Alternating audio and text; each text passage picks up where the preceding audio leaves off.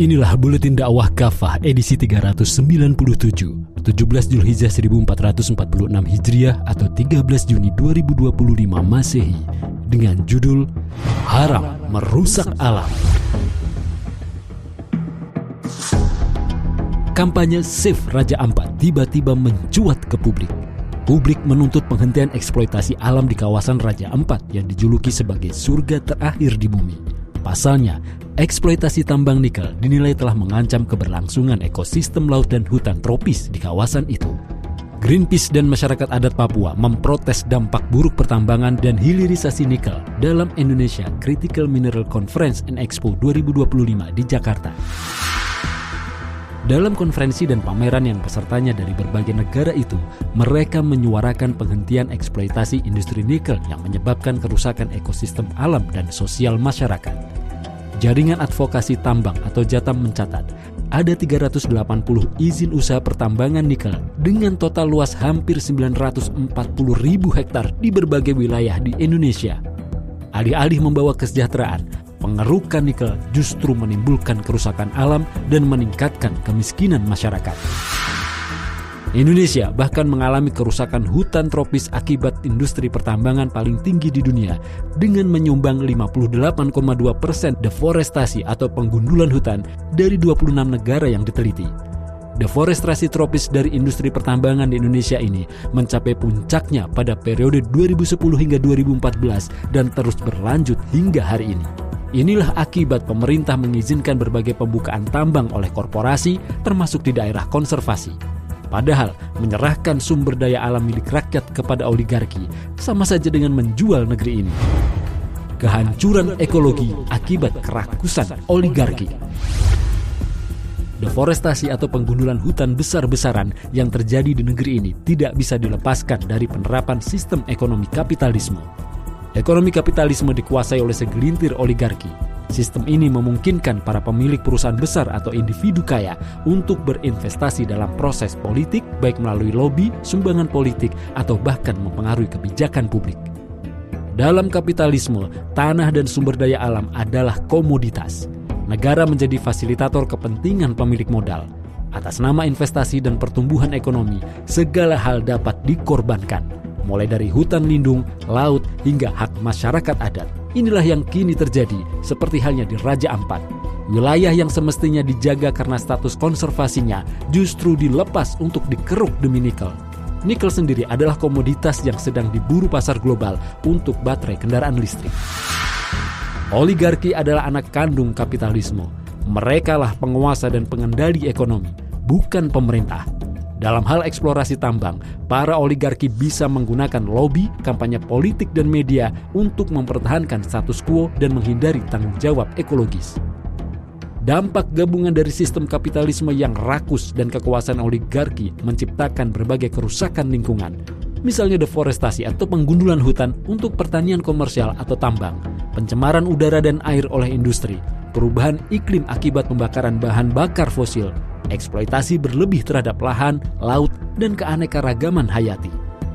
Dalam banyak kasus, segelintir elit ekonomi dan politik memanfaatkan kekuasaan mereka untuk menguras sumber daya alam demi keuntungan pribadi. Mereka sering mengorbankan kesejahteraan masyarakat luas dan keberlanjutan lingkungan. Korporasi raksasa mengambil alih ribuan hektar tanah untuk perkebunan monokultur seperti sawit dan tebu. Oligarki dengan pongahnya sering mengusir masyarakat adat dan petani kecil. Proyek infrastruktur skala besar seperti bendungan, tambang, dan kawasan industri sering merusak lingkungan lokal dan melanggar hak-hak komunitas. Kerakusan kaum oligarki ini tidak mendapat hambatan karena memiliki koneksi langsung ke kekuasaan politik. Mereka mampu membentuk undang-undang, meloloskan izin, dan menghindari sanksi hukum. Aparat negara seringnya justru melindungi kepentingan korporat, bukan rakyat. Dampak sosial dan ekonomi akibat kerusakan kaum oligarki ini adalah adanya ketimpangan ekonomi yang semakin tajam. Sering juga terjadi konflik agraria dan kriminalisasi terhadap pembela lingkungan. Bahkan kerakusan oligarki juga sering menimbulkan krisis iklim global dan hilangnya keanekaragaman hayati. Haram merusak lingkungan. Sampai kapanpun, ulah jahat kapitalisme melalui tangan-tangan oligarki akan terus menciptakan kerusakan ekologi dan memiskinkan rakyat, bahkan mendatangkan berbagai bentuk bencana. Dalam Quran Surat Al-A'raf ayat 56, Allah SWT telah dengan tegas melarang manusia untuk melakukan tindakan fasad, kerusakan atau kemaksiatan, di antaranya adalah menghancurkan lingkungan. Janganlah kalian membuat kerusakan di muka bumi, sesudah bumi itu Allah perbaiki. Berdoalah kalian kepada Dia dengan rasa takut, tidak akan diterima, dan harapan akan dikabulkan. Sungguh rahmat Allah amat dekat dengan kaum yang berbuat baik. Terjemah Quran Surat Al-A'raf ayat 56. Ironisnya, proyek tambang ini diklaim sebagai bagian dari transisi hijau. Padahal metode penambangannya jelas merusak hutan, mencemari laut, dan mengganggu kehidupan masyarakat lokal. Inilah watak kapitalisme. Menyulap perusakan menjadi keuntungan, membungkus eksploitasi dengan jargon pembangunan berkelanjutan. Hal ini sebenarnya telah Allah ingatkan dalam firman-Nya dalam Quran Surat Ar-Rum ayat 41, yang artinya, telah tampak kerusakan di darat dan di laut disebabkan karena ulah tangan manusia. Dengan itu Allah bermaksud menimpakan kepada mereka sebagian dari akibat perbuatan mereka, agar mereka kembali ke jalan yang benar.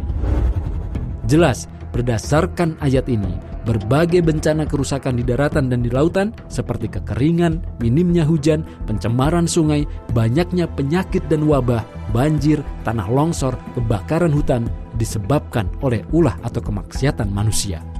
Dalam sistem kapitalisme, pelaku utama kerusakan alam adalah oligarki kapitalis. Berbagai bentuk bencana tersebut adalah hukuman sebagai konsekuensi dari sebagian kemaksiatan manusia di dunia.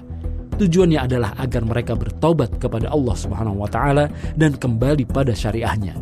Di antaranya dengan mengembalikan pengelolaan sumber daya alam sesuai dengan tuntunan syariah Islam sehingga tidak sampai merusak alam. Pengelolaan sumber daya alam sesuai syariah Islam. Berbagai bentuk kerusakan ekologi akibat penambangan oleh para oligarki adalah akibat kesalahan konsep kepemilikan.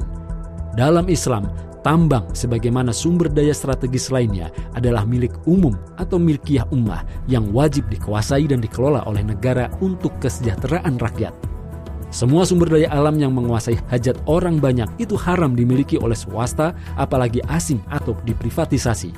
Dalilnya adalah sabda Nabi SAW, kaum muslim berserikat dalam 3 perkara, air, padang rumput, dan api.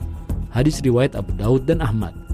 Oleh karena itu, dalam sistem Islam, tambang nikel dalam skala besar misalnya haram dimiliki oleh swasta apalagi asing. Dalam sistem Islam, tambang akan dikelola sepenuhnya oleh negara tanpa merusak ekologi dan hasilnya untuk kemaslahatan umat secara adil.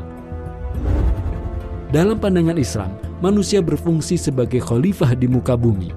Lihat Quran Surat Al-Baqarah ayat 30. Karena itu Islam memandang alam sebagai amanah dari Allah SWT yang harus mereka jaga. Alam boleh dimanfaatkan, tetapi tidak boleh sampai merusak lingkungan. Karena itu Islam akan memastikan pengelolaan sumber daya alam harus sesuai dengan tuntunan syariah dan tidak menimbulkan kerusakan dan kerugian. Dalam Quran Surat Hud ayat 61, Allah SWT berfirman yang artinya, Allah telah menciptakan kalian dari bumi atau tanah dan menjadikan kalian pemakmurannya. Karena itu mohonlah ampunannya, lalu bertobatlah kepada Dia. Sungguh Tuhanku amat dekat rahmatnya, lagi memperkenankan doa hamba-hambanya. Dengan demikian, hanya sistem Islamlah yang mampu dengan benar mengelola sumber daya alam. Sumber daya milik umum ini akan dikelola oleh negara sesuai dengan tuntunan syariah Islam semata-mata untuk kesejahteraan rakyat tanpa merusak ekologinya. Dalam hal penambangan, dalam sistem pemerintahan Islam atau khilafah, khalifah atau kepala negara Islam adalah ro'in atau pengurus rakyat. Karena itu, negara atau khilafah bertanggung jawab penuh dalam hal pengelolaan milik umum demi kemaslahatan umat. Negara tidak boleh menjadi mitra bisnis korporasi tambang. Hasil tambang nikel atau sumber daya alam lain wajib dikelola oleh khilafah dan hasilnya disalurkan ke Baitul Mal untuk pelayanan publik, bukan untuk investor atau elit politik. Khotimah. Eksploitasi tambang nikel di Raja Ampat adalah cermin dari kegagalan sistem hukum jahiliyah kapitalisme dalam menjaga dan merawat amanah bumi. Ia adalah pengingat bahwa selama sistem kufur ini masih menguasai tata kelola negara dan sumber daya alam, maka kerusakan demi kerusakan akan terus terjadi. Saatnya bangsa ini melepaskan diri dari jeratan sistem kapitalisme yang selama ini telah terbukti rusak dan merusak. Selanjutnya, bangsa ini harus segera menerapkan sistem Islam secara kafah. Penerapan sistem Islam secara kafah adalah wujud keimanan dan ketakwaan hakiki. Saat demikian, niscaya keberkahan akan turun kepada bangsa ini. Sebagaimana firman-Nya dalam Quran Surat Al-A'raf ayat 96 yang artinya, "Jika penduduk negeri-negeri beriman dan bertakwa, pasti kami akan melimpahkan kepada mereka berkah dari langit dan bumi. Akan tetapi, mereka mendustakan ayat-ayat kami itu. Karena itu kami menghukum mereka karena perbuatan mereka itu." Wallahu a'lam bishawab.